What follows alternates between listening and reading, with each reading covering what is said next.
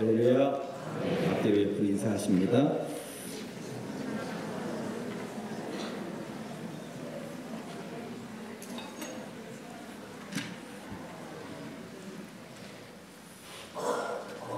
우리 성탄절 칸타타 하는 시간에 저만 은혜 받은 게 아니라 모든 성도님들이 한 가지로 은혜 받으신 줄로 믿습니다. 여러 달 준비했어요. 다른 분들보다도 애쓰셔야만 했고 주일날 오후에도 늦게 집에 돌아가셔야만 했습니다. 기도하면서 준비한 이 찬양에 하나님 영광 받으시고 우리들은 주님의 임재를 체험하신 줄로 믿습니다. 애쓰고 수고했는데 그래도 마음 모아서 박수 한번 하도록 하겠습니다.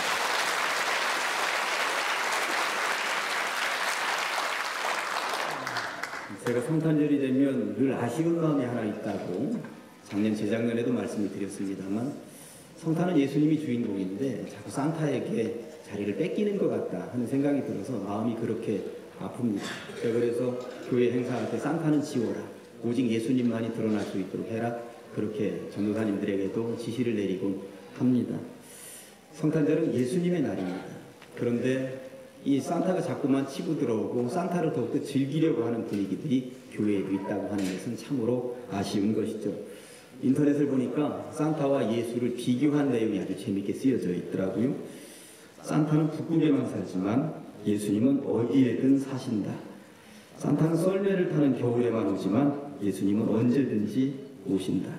올해는 눈도 안 오고 별로 얼음도 안 얼어서 올해는 아예 그마저도 안 올 것 같습니다. 산타는 1년에 단 한 번만 오지만 예수님은 항상 우리 곁에 오신다.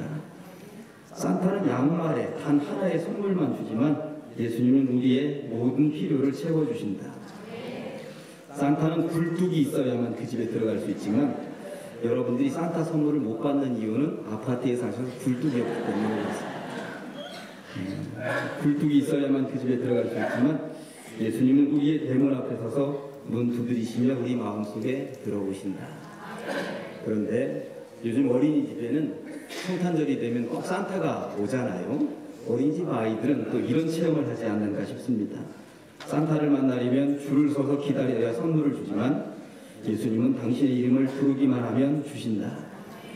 산타는 자신의 무릎 위에 잠시 올려놓고 선물을 주지만 예수님은 항상 당신의 품에 우리를 안아주신다. 산타는 우리 이름을 몰라서 안녕 꼬마야 이름이 뭐지? 라고 하지만 예수님은 우리의 모든 것을 알고 계신다. 근데 마지막이 압권입니다. 산타는 무는 아이에겐 선물을 안 주지만 예수님은 차별하지 않고 다 주신다.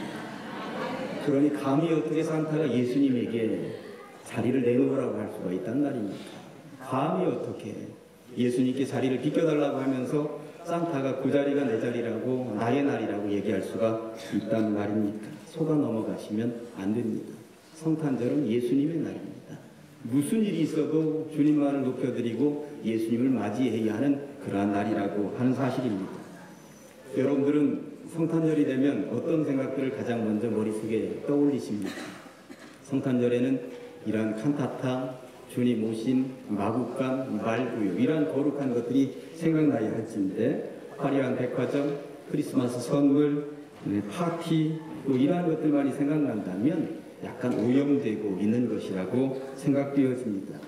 예수님은 2000년 전 그 성탄의 계절에 가장 낮은 자리에 오셨습니다. 성탄절이라고 하는 말은 예수님께서 낮아지셨다는 말에 다른 의미를 담고 있는 것이죠. 예수님을 부를 때 우리는 보통 나사렛 예수라고 부릅니다. 2000년 예수님이 오셨을 때 나사렛이라고 하는 동네가 어떤 동네였는지를 생각해보면 예수님의 오심이 우리들에게 어떠한 의미가 있는지 우리는 분명히 알 수 있는 것입니다. 나사렛은 정말 자그마한 동네였고 이름도 알려지지 않은 동네였습니다. 그런데 그 나사렛에서 어린 시절, 청년 시절을 보내셨다고 하는 것이죠. 요한복음 1장을 읽어보면 빌립이라고 하는 이가 예수님을 먼저 만난 거예요. 그리고 예수님을 만난 이후에 저분이 우리가 그렇게도 수천 년 동안 기다리던 구세주이구나. 그래서 옆에 있는 친구 나다나엘에게 내가 구주를 만났다. 그분이 나사렛 사람인데 구세주야. 그랬더니 나다나엘이 하는 이야기가 나사렛에서 무슨 선한 것이 날 수 있느냐라고 말을 하는 것이죠. 우리나라 속담으로 얘기하면 개천에서 어떻게 용이 날 수가 있단 말이냐. 나사렛에서는 도저히 구주가 날 수가 없는 거야. 이렇게 얘기할 정도로 나사렛은 정말 보잘것없는 마을이었던 것입니다. 인물이 날 수가 없는 그러한 하찮은 마을이었다고 하는 것입니다. 그런데 예수님은 그 마을에서 자라셨고 그 마을에서 성장하셨습니다. 더군다나 그 마을에서 목수의 일을 하셨다고 성경은 분명히 말씀하고 있습니다. 구세주로 오신 분이 목수라니 요즘이야 목수의 가치가 천정부지로 올라가고 귀한 몸값을 차지하겠습니다만 2000년 전의 목수는 하찮은 직업이었습니다. 하층민이었고 존경받지 못하는 직업이었고 돈벌이도 제대로 되지 않던 직업이었습니다. 예수님은 그렇게 가장 낮은 곳으로 가장 낮은 직업을 소유하시면서 이 땅에 오셨다고 하는 것이죠. 보통 사람의 상식으로는 예루살렘 도성에 오셨어야 맞습니다. 보통 사람의 상식으로는 로마, 세계를 지배하고 있었던 그 로마에 오셨어야 맞습니다. 보통 사람의 지식으로는 왕궁에 태어나셨어야 맞습니다. 보통 사람의 지식으로는 재벌가의 집안에서 태어나셨어야 맞습니다. 그러나 예수님은 목수의 집안에서 자라나셨고 그리고 목수로 여러 가지 많은 훈련의 과정을 거치셨다고 하는 것입니다. 진흙을 만지셨을 것입니다. 그리고 나무를 만지셨을 것입니다. 버려진 흙을 진이겨서 집을 짓고 그리고 나무를 다듬어서 건축을 하셨을 것입니다. 그러다 보니 이 건축 흙을 만지고 나무를 만지는 것은 예수님의 주특기가 되었고 예수님의 전문가가 그 분야의 전문가가 되셨던 것입니다. 흙을 다루고 나무를 다루셨던 예수님은 이후에 사람을 만지셨죠. 쓸모없어 보이던 흙이 예수님 손에 의해서 재탄생이 되었던 것처럼 쓸모없어 보이던 사람도 예수님의 손을 거치면 새롭게 탄생이 되었습니다. 모가나고 삐뚤어진 나무도 예수님의 손을 거치면 집으로 재탄생이 되었던 것처럼 모가나고 삐뚤어진 사람도 예수님의 손에 붙잡히기만 하면 쓸모있는 사람이 되었다고 하는 사실입니다. 장애를 가진 사람도 절망하며 죽음을 선택하려던 사람도 외톨이가 되어서 홀로 지내려고 했었던 사람도 예수님의 손에 붙잡히기만 하면 살아나고 새 사람이 된 줄로 믿습니다. 수요일마다 제가 사도행전을 강의할 때에 사도 바울을 묵상하면서 얼마나 많은 은혜를 받았는지 모릅니다. 2000년 전에 그 복음의 역사 초창기에 바울이 없었더라면 어찌 되었을까?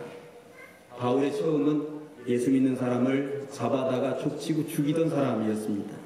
그는 얼마나 모간하고 옹이가 박히고 삐뚤어진 나무였단 말입니까? 그러나 영적인 목수였던 예수님께 붙잡힘과 되니 그런 이런 고백을 남겼습니다. 우리는 그가 만드신 바라. 이전에는 전혀 제대로 살 수 없는 모간하고 옹이 가지고 삐뚤어진 존재였는데 주님이 나를 이렇게 만드셨다고 고백을 하고 있는 것입니다. 여기서 만드셨다라고 하는 이 단어가 목수가 나무를 다듬고 대패질을 하면서 집을 만들어가는 과정 사용할 때 그 단어와 똑같습니다. 바울을 그렇게 만드셨던 예수님은 이 시대에도 옹이가 박혀있는 김집사를 대패질을 하셔서 새로운 사람으로 만드셨습니다. 예수님은 비뚤어진 심령을 가진 이 집사를 다듬어서 새로운 사람으로 만드셨습니다. 예수님은 버려진 흙덩어리 같은 존재였던 박 집사를 친히 팔을 걷어붙이시고 오물딱조물딱 하시더니 새로운 사람으로 만드셨습니다. 문제를 가진 아이, 비행 청소년이라고 하는 아이, 장애를 가진 아이 모두를 주님은 품어 안으시기를 원하시는 것이죠. 네가 아프구나, 네가 슬프구나, 네가 힘들구나. 그렇게 주님은 모든 아이들을 품에 안으시며 새롭게 좀 더 새롭게 만들어 오셨습니다. 지난 2000년 동안 말입니다. 세상에서 가장 못나고 보잘것없는 저 같은 사람도 주님께서 만드시니 이런 존재로 재탄생이 되었다고 하는 사실입니다. 그러고 보니 이 자리에 있는 우리 모두는 전부 다 버려진 흙덩어리 같은 사람들, 모나고 삐뚤어진 나무 조각 같은 사람들, 아무짝에도 쓸모없는 존재들이었는데 주님께서 2000년 전에 이 땅에 오셔서 당신의 흙으로 당신의 손으로 보듬고 안으시면서 원한 부분 쓸어내시면서 이렇게 만들어 주신 줄로 믿습니다. 이런 경우를 일컬어서 성경은 은총이라고 은혜라고 하는 것입니다. 이것이 바로 은혜입니다. 이 일을 하기 위해서 오늘 예수님은 이 땅에 오신 것이죠. 그런데 오늘 본문을 읽다 보니 예수님의 탄생 이야기는 사실 참으로 엽기적입니다. 마구간에 태어나셨다고 하는 거예요. 그리고 말 부유에 어린아기가 뉘어졌다고 하는 것입니다.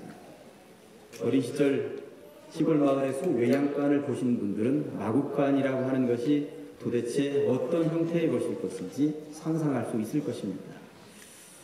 보통 교회 앞마당에 마구간을 치장해 놓고 하는 경우들 보면 말이 한쪽에다가 있고 그리고 한쪽 넓은 공간에, 그러니까 어떤 아파트의 거실 같은 곳에 말구유 하나 있고 거기다가 아이를 눕혀놓고 아이는 방글방글 웃고 있고 뒤에는 빛이 비치고 있고 굉장히 정겨운 풍경을 꾸며놓고 있습니다.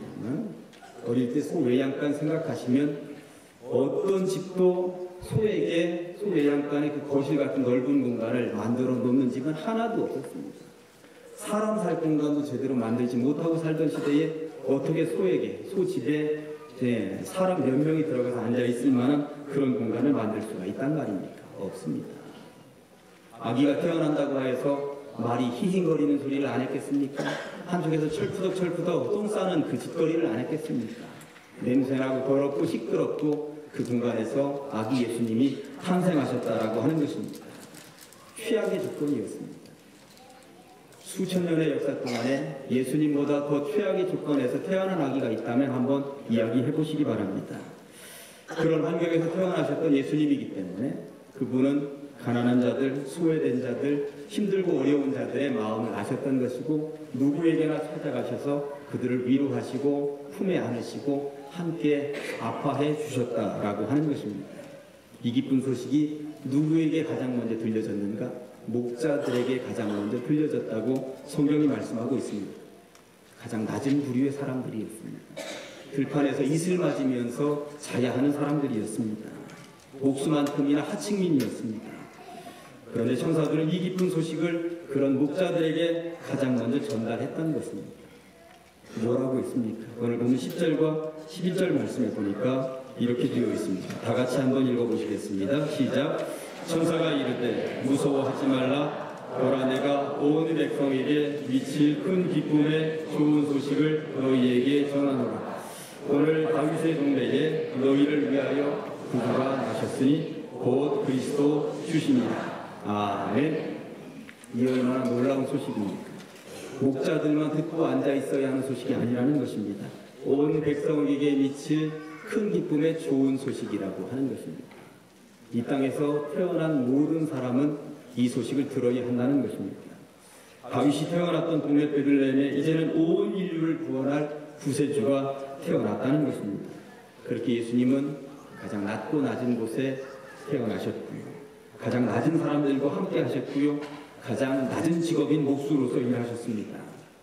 당시에는 육신의 목수이셨겠습니다만 오늘 우리에게는 영적인 목수가 되셔서 우리를 만지고 계십니다. 그리고 이렇게 주문하고 계시죠. 우리는 이렇게 기도해야 할 것입니다. 주님 어서 오시옵소서. 그리고 주님 나를 다듬어 주시옵소서. 나를 새롭게 만들어 주시옵소서. 주님으로 통해 새로 탄생하길 원합니다.